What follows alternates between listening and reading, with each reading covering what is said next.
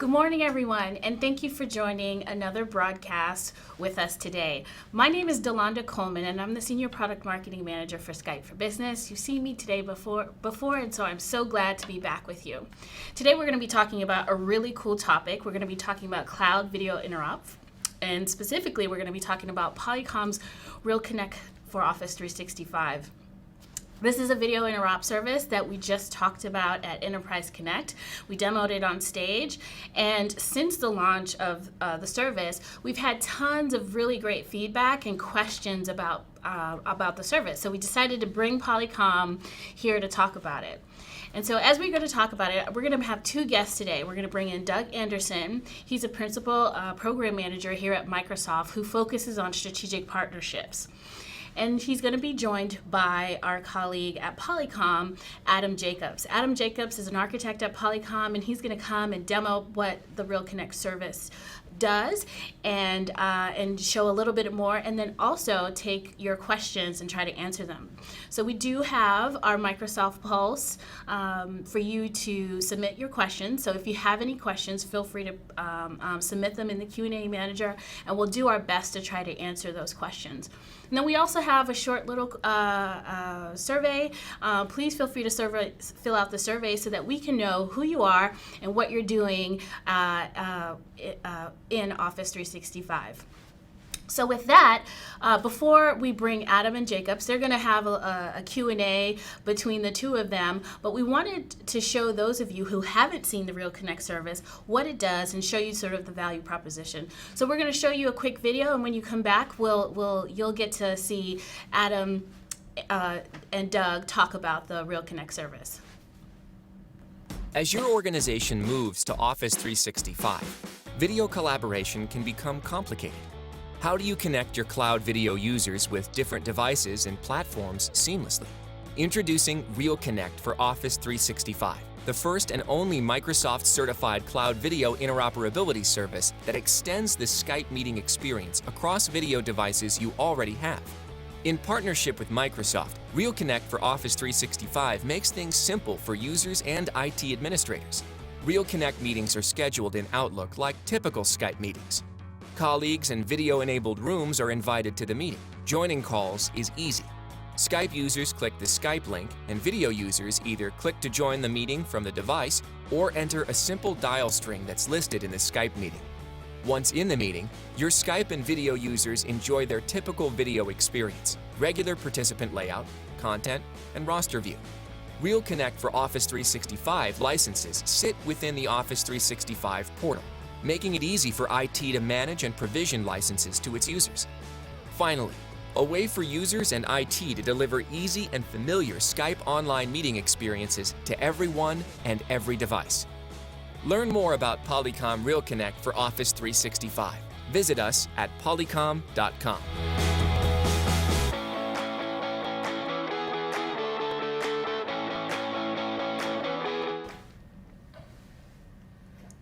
Hi, I'm Doug Anderson. I'm a Principal Program Manager in the Skype for Business team working on partner engineering. I've been working in partner engineering, developing a lot of solutions for video and voice solutions with our partners. And here today, I've got with me Adam Jacobs from one of our key partners, Polycom. Adam, would you like to introduce yourself? Sure, thanks, Doug. Yeah, I'm Adam Jacobs. I'm a Principal Microsoft Architect at Polycom. And I work with folks at Microsoft, Doug being one of them, on various partner solutions that we have that integrate with Microsoft and other partners. So today we're here to talk to you about cloud video interop solutions, or as Polycom likes to call it, RealConnect for Office 365. Indeed.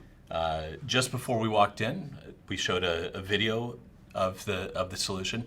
So we're going to talk a little bit more in depth about what the solution offers, what are some of the benefits it provides to admins, IT admins that is, for users, and also for business managers in terms of ensuring business continuity and other benefits like that.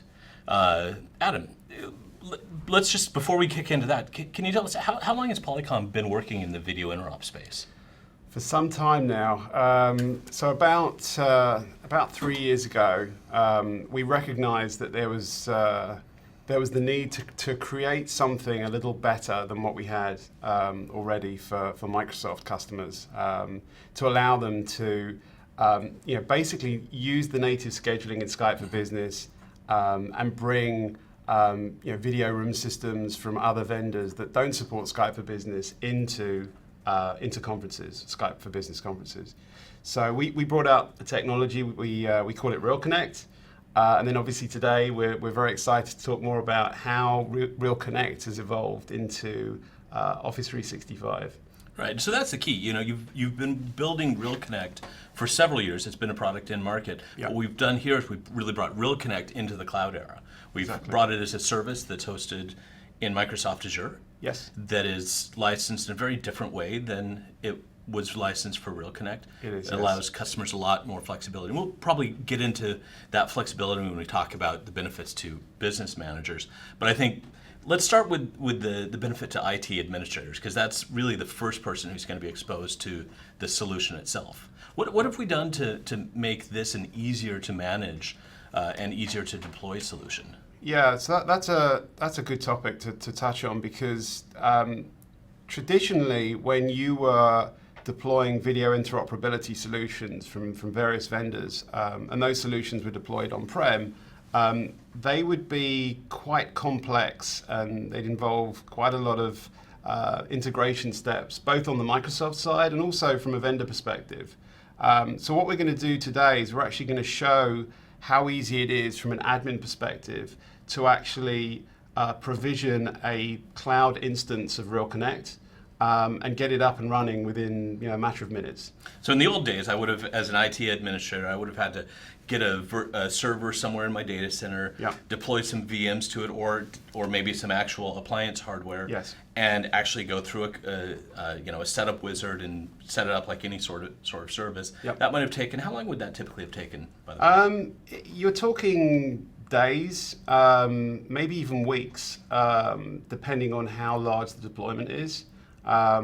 And the other complex thing is that there are various different parts of your IT organization that need to work together on it, because you've got the video folks, you've got your Microsoft infrastructure teams, and they all have to work together. And then there's also the endpoint configuration as well, making sure the endpoints are able to dial into and register to that infrastructure correctly. So there's a lot of work behind the scenes to make that work, and again, we think we've done a good job in solving that. Yeah, I think we can do a little bit better than Dave. Should we show them? Yes. Let's try to provision a tenant and get them up and running right now. Can you show us on your demo screen? I can.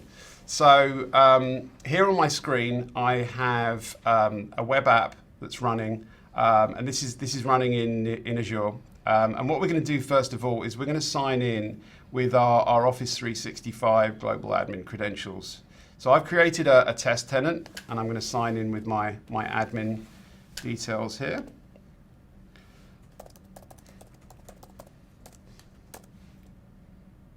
And the first thing that's going to happen is that I'm going to be asked to give access to Polycom, specifically to the directory. And we need this as a way to publish meeting coordinates. So when you schedule the meeting, the information that's populated within that invite is retrieved via your Azure Active Directory. So I'm going to accept that. And let me log out and try again. Serves me right for keeping this up and running for so long.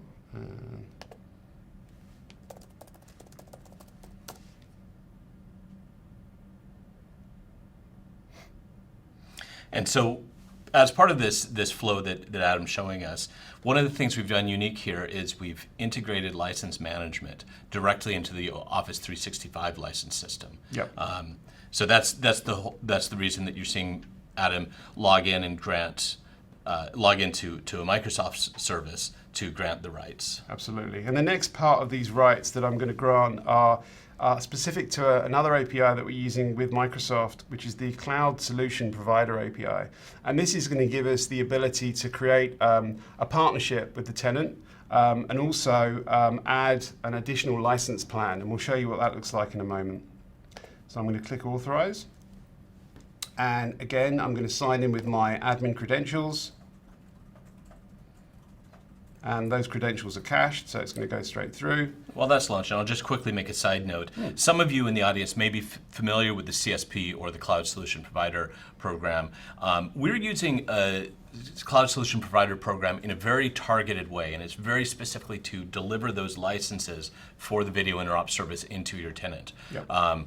More broadly, Cloud Solution Provider is often used for sell-through of Office 365 licenses, and you can also do that in parallel to that. But here we're only using it to deliver the video interop license.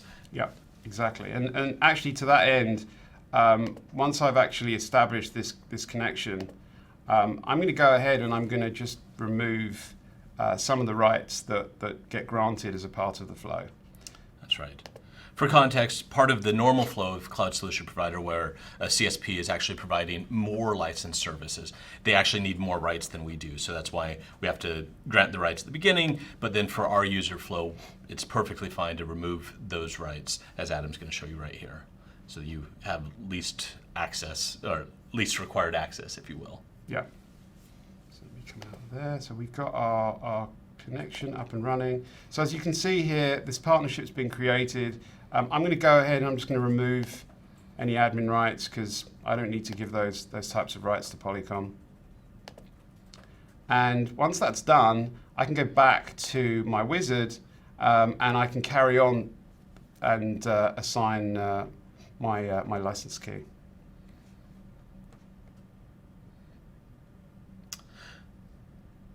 So, and as we're doing this, you might have understood already, but I'll just point it out that this is a service that's licensed on a per user basis, as opposed to a per port or per concurrent meeting basis that you might see for some of the on-premise based solutions. So here, Adam, what are you doing here? So what I'm now going to do is I'm going to put in a trial key. And basically one of the things that we're doing as a part of this service is we're making available a 30-day trial with up to 5 user licenses. So if this is something that you need to get off the ground and try the service, and again, just like I'm doing here, this can be tried together with a trial E5 or E3 tenant as well. We're just going to go through, we're going to populate the details. I'm going to put in my email address, I've got my phone number, and I've got some address details here, which I'm going to put in. And once I go through that, I can then see my licenses that I've got as a part of the trial. And it should come back, hopefully, with 5 licenses. And it's also going to give me some other information, which is specifically my tenant key. And this is a unique key that we get issued, which effectively stays the same. So once you've provisioned your tenant, that key is a static key which gets used by all users if they want to dial into the IVR service that we have up and running. So as we can see here, we've licensed, or we've activated, I should say, our trial. We've got 5 licenses. We can see when they're going to expire. So my tenant is up and running. The infrastructure has been provisioned. As we said earlier, with a matter of minutes to get things up and running. The next part of this process is assigning my licenses to users. Cool. So we didn't take several days to do this. No, we didn't. much faster. Should we go and assign some licenses? Yes, let's do that. And let's do the license assignment kind of the quick way. Let's use PowerShell this time. Okay. We can assign licenses either via the Office admin portal, via a UI in the web page, yep, or via PowerShell. And Adam's going to show us the PowerShell option here. Yep. So what we've got here is we've got obviously with any Office 365 license, you can use PowerShell to assign those licenses, and we have. I want to pause you there. Yeah. The key point about what we're trying to say about the license is that this is now a license that's in the Office 365 system, and you can manage it however you currently manage your Office 365 licenses. We're going to show you the PowerShell option, but if you have another preference, go ahead and use whatever you prefer. Absolutely, yeah. So we've got this new SKU that Doug mentions, and it's called Video Interop, which we can see here. So I'm basically going to assign a Video Interop license using PowerShell to one of my users here, and I'm just going to hit return there. What are we getting here? Oh no, apparently I'm removing my license. I can't do that yet. So let me add my license. There we go. And if I... So now that we've added the license, let's go into the admin portal and see the licenses that we've assigned. Yep, let's do that. So if I go in here, so we can see this is my user that I was just licensing, and right now we don't have video interop, but we do have a plan. So if I go into the user, I can see that there is a plan there for video interop. It's now been turned on. So if I come out here and I hit refresh, we can now see that the PowerShell command has been picked up, and we now have a video interop license that we've assigned. Very cool. That was easy. Yep. But hey, I think I remember you saying that one of the users that was in your tenant is actually homed on-prem.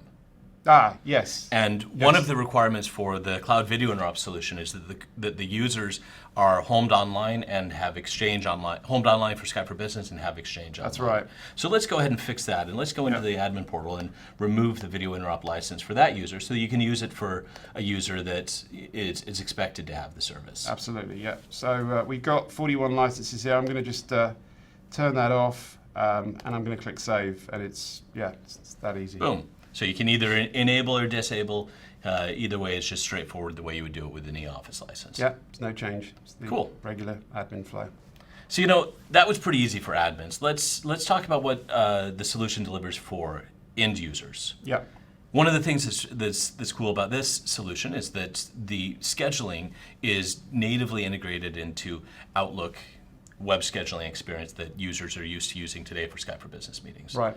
Adam, do you have a meeting that you can pull up? Let me just schedule a meeting. So if I go in here and I just schedule a meeting, what's going to go off behind the scenes is, because I'm licensed, as my account is licensed, I'm going to go off and it's going to talk to the scheduling service, and it's going to create a meeting that has that information associated with my tenant. So I mentioned earlier the tenant key that we have, and then also the meeting information here. So let me just go in there and create my Skype meeting. Oh, hold on.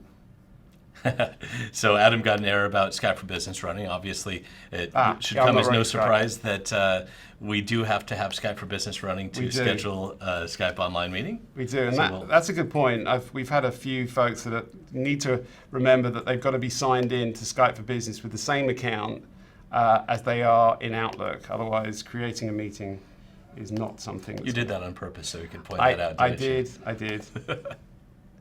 So if we go back now, we can go in and we can create a Skype meeting. And in a moment, our meeting invitation details will come up. Here we go. So we now have a new section down below here where we can join with a video conferencing device. And so that's key. What you would see if you were not a licensed user, those of you who are familiar with your Skype for Business meetings, it shows the PSTN dial-in information, it shows a Skype for Business join link, but that's it. Here, once we're Skype for Business video interop licensed, we now have this additional information about joining from the conference device. Right, exactly. And there are multiple ways that a video endpoint can join a conference. One, of course, is, as I mentioned earlier, there's an IVR that can be dialed via the endpoint. So in my case, there's 6 zeros at v.plcm.vc, and then I can enter my conference ID. If I'm getting an invite as a remote attendee, I can also get direct dial instructions just by going to this web page, and it gives me my dial string. But most importantly, one of the other ways in which this can be set up is by inviting a Cisco or a Polycom endpoint by sending the native Skype meeting to the room mailbox associated to those endpoints. And that's the way we expect most people to use this service. So they effectively use the native calendar on the video endpoint to just come into the room and just click one button and join the meeting. That's cool. Yeah. So one of the things I want to highlight about the meeting scheduling experience before we move on to the meeting experience is that the meeting scheduler doesn't really have to think about, well, am I going to have a video room in this meeting or not? Once they're licensed, every meeting they send automatically has that information. Yeah. And as long as the meeting invite recipient has an email of any type, they can receive plain text, they can get the key information that's required to join the meeting. Yes. They could be on Gmail, they could know nothing about Skype for Business, Right. and they get that email that has that dial-in string. Yes. They're now able to go into their VTC and either manually dial it into the string, or if their system is set up for this one-touch dial solution, then it will just be a single click of a button for them to join. Absolutely. So I think the key thing to point out there is that we're licensing people that are scheduling the meetings. So there is no license required to join the meetings. So I basically, because I have a license, now when I create a Skype meeting, I can offer the ability for someone to join with Skype, and of course now with a video endpoint also. Great. So Adam, what you're showing here, I think, is the dial string page that the users can click to get. Tell us what we're seeing here. So what you're seeing here is both the conference, the VTC conference ID and the tenant key. And it's also linked to a domain, and that domain is very important. So we want people to dial in using a domain. Now, if for whatever reason they can't and they need to use an IP address, then again, I can dig into other ways I can join the meeting as well. But there's a unique benefit to using the domain here. And this all goes back to the infrastructure that we built and the way in which we're leveraging Azure's global footprint. Right. So a good example of that is that when you dial this, so for example, I'm currently based in Seattle, obviously, on the West Coast. So when I dial out, it's going to automatically route me to an Azure instance that's located in the West Coast. Now, if someone, for example, in EMEA dials into this service, then they're going to be basically routed to an instance that's closest to them. And we have two currently in Europe right now. And the reason why we have them in Europe is because we are very close to launching in Europe. In fact, the launch is now coming next week. So we're very excited about that. And the other thing with this approach is that because we're using Azure Traffic Manager to automate all of this, if one of our instances just happens to go down for whatever reason, it will automatically update our global DNS to make sure that endpoints are then rerouted to another Azure instance that's online and available. And that would be the next closest to where that endpoint is. And given that we have many different Azure instances globally and more that will roll out as we make the service more available, it gives us full availability across the board. And then on top of that, even within each Azure instance, there's complete resilience as well.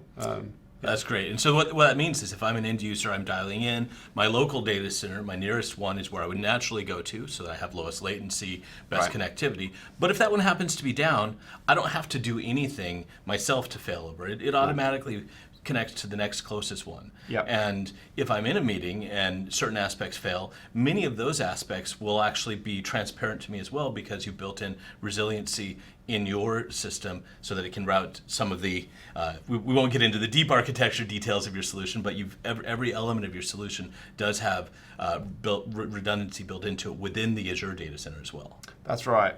And I guess the end goal there is to make sure that we limit the amount of hops that anyone is taking across the open internet, and we leverage the Azure backbone as much as possible. Right, that's great.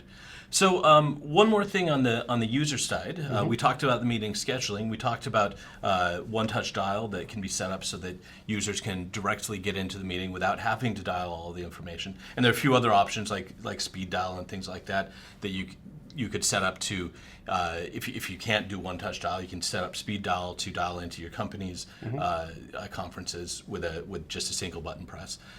But what about the in-meeting experience? How does the in-meeting experience for a video interop endpoint compare to the in-meeting experience for Skype? Yeah, so that's a good question. So we're really trying to keep things as native as possible and just basically retain the existing workflow. So if I join via a Skype for Business client, then I basically see the video endpoint appear within my roster list. as an attendee. Again, that they can be muted via the client. They can be promoted if they want to present. They can be admitted through the lobby. And it follows that native flow. Again, each endpoint is going to display as a separate video instance within the gallery view as well. And that's a difference from some of the traditional VMR-based interops scenarios where endpoints, 2 or 3 VTCs might dial into a VMR, and that VMR might be barbelled or might be connected to Skype for Business. In that scenario, we would only be able to control the entire meeting room, the entire VMR, as uniquely. So if I wanted to mute VTC number 1, I'd have to mute 2 and 3 at the same time. Here I have that unique control over them, and I have that unique roster identity, so that I know that as long as the VTC published its ID in the VTC's configuration, that's going to pass through. I'm going to know it's San Jose Executive Conference Room 1 that's dialed in, or whatever that VTC's friendly name is. Yeah, so we pick up the VTC name, and it's every endpoint is shown as a separate discrete video, and it's a separate instance. It's effectively what we in the video world call gateway mode. Right. So it's very easy to understand, and the other thing is if for example someone brings in an immersive room where it's got multiple cameras, we can take the composition of that immersive telepresence room, and we can also show that in the panoramic video that Skype for Business has, which is also another very nice way that we can leverage the existing Skype experience. Yeah. Very cool. Yeah. Very cool. It's cool. So, what set of functionality do we have when we're in the meeting? We have video, we have HD video. Yeah. What else do you have? We have 1080p video. We also have content support as well. And that's bi-directional content support. You can send and receive content. Absolutely, yeah. It's definitely bi-directional. And one of the other things that we did, that we introduced with this service, was support for the video-based screen sharing protocol. That's great. And that's specifically, obviously, for desktop sharing. And for us, that's a big win, because it means that we can offer a much higher frame rate at lower bandwidth. We're really pleased to add that into our conferences, and it really does make a huge difference from a quality standpoint. Right, that's great. So basically, what we've done here is we've developed a solution that's a lot faster to deploy than your legacy on-premise based solution. Yes. It's easier to manage because you're using your familiar Office 365 administrator tools. Just like your E3 or E5 license. It's got a rich in-meeting experience that's easy to join for the VTCs and easy to schedule for the user. And for the business managers who really care about continuity of service, this is something that's hosted in the cloud, it's geo-redundant, and it's easily updatable, so we're going to have a much greater fix velocity with a cloud service than we would with a traditional on-premise solution that, if you as the customer want to deploy a fix, well, you have to wait for Polycom or the on-prem solution provider to ship it as a server update, and then you have to go through deployment. Polycom takes care of all of that. We do. What feature differences, if any, are there between this service and the on-premise version of RealConnect for Skype for Business? And how might customers with the on-premise version consider moving to RealConnect in Office 365? That's a good question. Okay. So let's take the first part of there. What are the differences? I think we talked about one of the most important differences, which is the gateway versus VMR mode, or the ability for each individual endpoint to show up in the roster. Maybe we should talk a little bit more specifically about that. Yeah. So the technical difference, and the reason why I'm talking to this on a technical level is because it's important to understand the flow and the way things work. So because the cloud version is very much gateway focused, all of the endpoints and everything effectively it goes through the conferencing server in Skype for Business Online. So our master conference bridge, if you like, is Skype for Business Online, which allows us to have things like native controls. I mentioned the mute and unmute. If you wanted to pin a VTC to your layout, so there's the gateway approach is something that we do online. We don't do that on-prem. That also means that the Skype for Business participants, when they see active speaker indicators, they'll be able to tell which VTC is talking instead Correct. of VMR is talking. Correct. So it really gives us a lot better granularity to Yeah. the information about the participants. Yeah, absolutely. Yeah, and I think if you're using Skype for Business a lot for your conferences, I think it's far more aligned with that experience. Whereas on-prem, the VTCs themselves will get, for example, a different kind of layout. So they wouldn't see up to 5 active speakers. They'd see potentially a lot more. Right. And is VBSS supported in the on-prem solution? Not today, no. So that's another thing important worth improvement calling for out. the cloud one. Yeah. In terms of how customers would consider moving to RealConnect, first of all, let's remind about the prerequisites. You have to be Exchange Online and Skype for Business Online. Yes. So if the users that you're looking to migrate over from a scheduling point of view are already online, then all you have to do is get the license. You saw us assign the license. That's pretty straightforward. Yep. Nothing is required in terms of license for the VTC itself. No. The VTC just needs the ability to dial outside of your organization. So, for example, if you've got existing infrastructure deployed and you've got firewall traversal configured so that you can dial out externally, then basically you're up and running. All you're doing in our case is you're dialing an external number outside of your organization. So, obviously if your dial plan is not configured to allow outbound calling, or your firewall needs to be configured to support a specific destination, then we can help with that. We've got lots of technical documentation that shows you how to configure it, and also the ports and IP addresses, etc., that we're using. Great. So we have another question. How many endpoints can connect with the RealConnect license? I think we should probably just remind about what is being licensed. Yeah. It's the meeting scheduler that's being assigned a license, not the video endpoint. That is true. What does that mean about how many can join?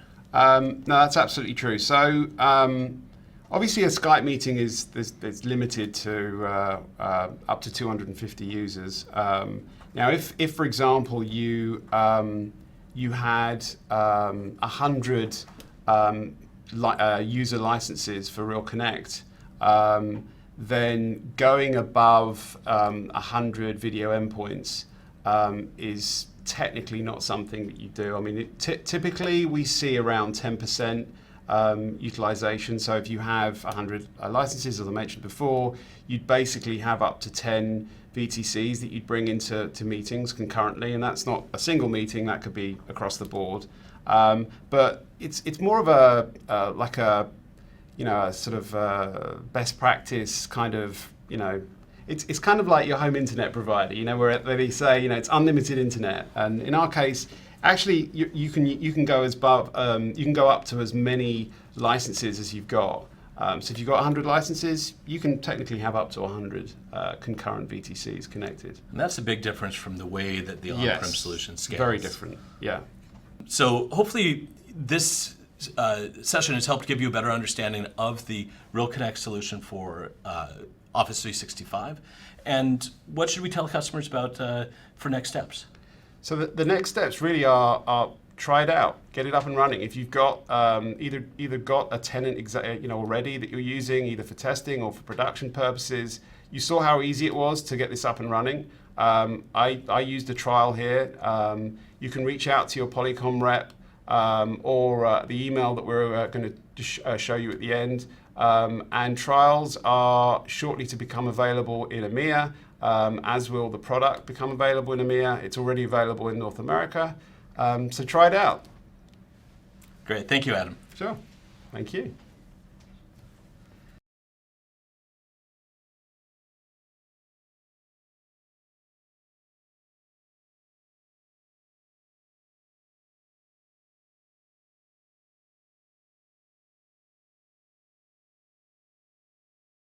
All right, so we just want to thank both Doug and Adam for joining us, and thank you all for submitting your questions. just as a wrap up, I wanted to say that all the questions that were submitted today in the Q&A manager, will definitely wrap that up and send it in a blog post that is on our Skype for Business Tech communities. So make sure that you check that out, and we'll make sure that all those questions are answered in a blog post next week. Lastly, I wanted to remind you that in 2 weeks we'll have another guest. We'll have a guest from VMware who's going to be talking about their solution for helping distributing, client applications on the desktop. So hopefully you'll enjoy that, and thank you for joining us again, and we'll see you in 2 weeks.